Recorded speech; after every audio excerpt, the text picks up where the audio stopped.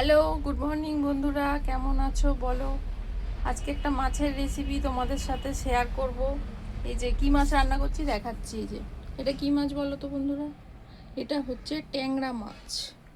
এই যে ট্যাংরা মাছের মধ্যে দিয়েছি কি একটু নুন, হলুদ গুঁড়ো, লঙ্কার গুঁড়ো দিয়ে মাছটা একটু মাখিয়ে নিই ভালো করে। তারপর কড়ায় তেল বসিয়ে দিয়েছি এই যে মাছ ভাজার জন্য। তেলটা গরম হচ্ছে।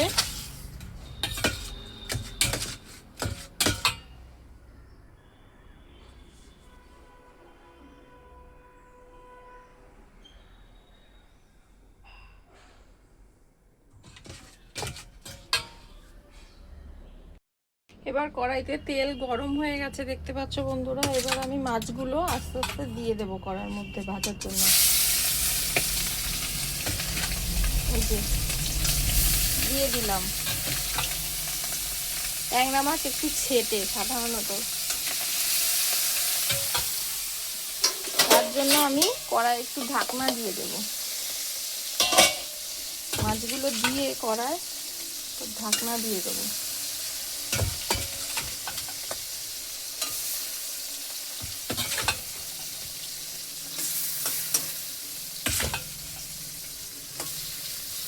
এই যে মাছগুলো সব দিয়ে দিয়েছি কড়াইয়ের মধ্যে। একটু ঢেকে দেবো কারণ ট্যাংরা মাছ একটু ছিটায়, তেল ছিটায় গায়ে। আমার মাছ ভাজা হয়ে গেছে। এবার আমি গরম তেলের মধ্যে দেব একটু জিরে ফোড়ন।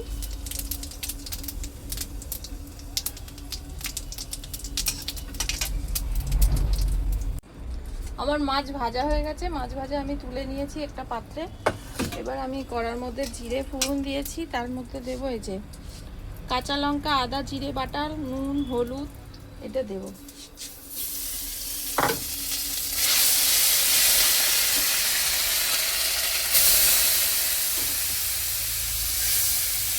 মশলাটা আমি কষাবো।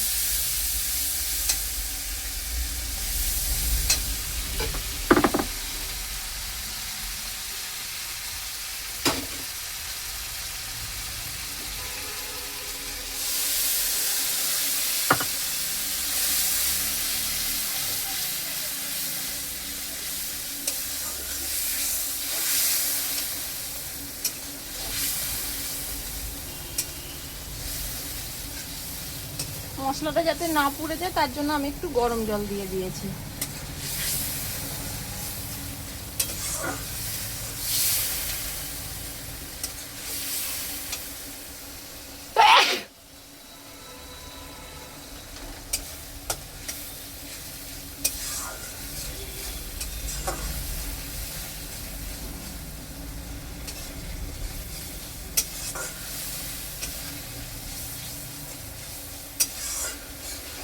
মশলাটা কষানো হয়ে গেলে এর মধ্যে আমরা গরম জল দিয়ে দেবো।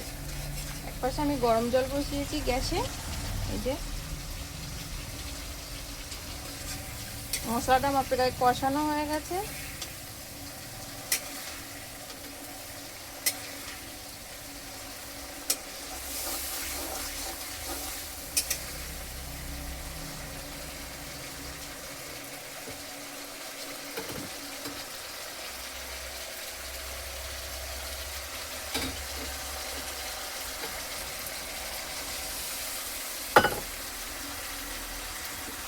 এবার আমি জল দিয়ে দেবো মশলাটার মধ্যে।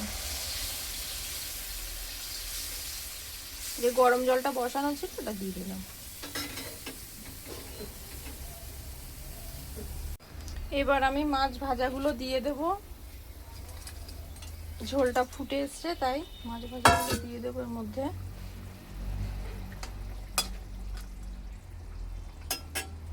আর একটু ধনে পাতা দিয়ে দেবো এর মধ্যে নামাবার আগে আগে। আর একটু ফুটলেই হয়ে যাবে আমার মাছের ঝোল রেডি। বন্ধুরা, ট্যাংরা মাছের ঝোল রেডি। এইভাবে ট্যাংরা মাছের ঝোল বানিয়ে খেয়ে দেখবে। অবশ্যই কমেন্ট করে জানাবে কেমন হয়েছে এই রেসিপিটা করে। এখন এটুকু, বাই বাই, সবাই ভালো থেকো।